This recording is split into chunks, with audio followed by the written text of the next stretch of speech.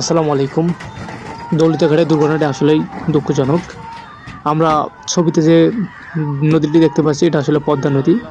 ঘটনাটি আসলে পদ্মা নদীর দৌলতদিয়া ঘাটেই ঘটে।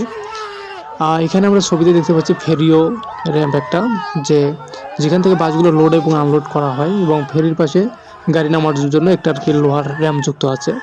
তো পন্টুন এটা আসলে একটা বিশাল মনে করেন ভাসমান লোহার প্ল্যাটফর্ম, যার নিচের অংশে ফাঁকা জায়গা থাকে যাতে এটা নদীর মাঝে স্থির থাকে এবং ফেরি এসে এখানে আর কি ভিড়তে পারে।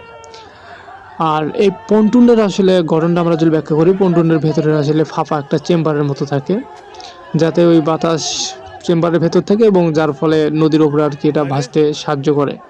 আসলে এখন আমরা যদি দুর্ঘটনার অবস্থাটা বিবেচনা করতে যাই, আসলে ছবিতে দেখা যায় যে একটা বাস পানির নিচে পুরোপুরি আসলে তলিয়ে গেছে এবং সেটি পন্টুনের ঠিক নিচের অংশে আটকা পড়েছে। এই অবস্থায় যে উদ্ধারকারীদের ডুবুরির দল কাজ করার চেষ্টা করছে, আসলে উদ্ধার করার কাজে যে কারণে বাধাগুলো হয় সেটা হচ্ছে মনে করেন পন্টুনের যে ভারী কাঠামোটা আছে, যে বাসটা আসলে পন্টুনের বিশাল এবং অত্যন্ত ভারী লোহার কাঠামোর নিচে চাপা পড়ে আছে, ফলে বাসটা আসলে সরাসরি উপরে তোলা বা নড়াচড়া করা কঠিন। এমত অবস্থায় শুধু যে ওটা কঠিন এমন না, পানির নিচে আসলে অত্যাধিক একটা চাপ রয়েছে, যে পানির যত গভীরতা যা যাবে তার চাপ তত তার বাড়বে। এর ফলে উদ্ধারকারী যারা আছে তাদের জন্য দরজা বা জানালা খোলা বা ভেঙে ফেলা অত্যন্ত বিপজ্জনক। আর এখানে একটা আসলে জায়গা সংকট। এই পন্টুন আর নদীর মাঝে জায়গা খুব কম হওয়ার ফলে ডুবুরিদের কাজ করার জন্য আসলে পর্যাপ্ত জায়গা নেই, ফলে সেখানে তারা ঠিকভাবে কোনো কিছু করতেও পারতেছে না। আসলে আমরা যদি এখন বর্তমান অবস্থাটা বিবেচনা করতে যাই, যে ডুবুরির বাঁশের দরজা এবং জানালা দিয়ে ভেতরে প্রবেশ করার চেষ্টা করেছেন, কিন্তু আসলে পন্টুনের অবস্থান এবং পানির স্রোত ও চাপের কারণে তাদের এই প্রচেষ্টা বারবার বাধাগ্রস্ত হচ্ছে। সহজ কথায় বাসটি এমন জায়গায় আটকে গেছে যেখানে যান্ত্রিক বা মানবিকভাবে পৌঁছানো অত্যন্ত ঝুঁকিপূর্ণ ও জটিল।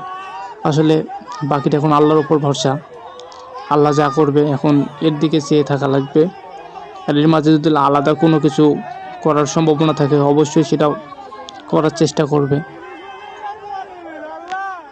সবাই। বেশি বেশি করে যারা পানির তলে ডুবিয়ে গেছে, যারা দুর্ঘটনার শিকার হয়েছে তাদের জন্য আসলে দোয়া করা, এবং যারা আহত হয়েছে তাদেরকে যেন আল্লাহ তাআলা তাড়াতাড়ি সুস্থতা দান করেন, এবং যারা নিহত হয়েছেন আল্লাহ তাআলা তাদেরকে যেন জান্নাত নসিব করেন। আমিন।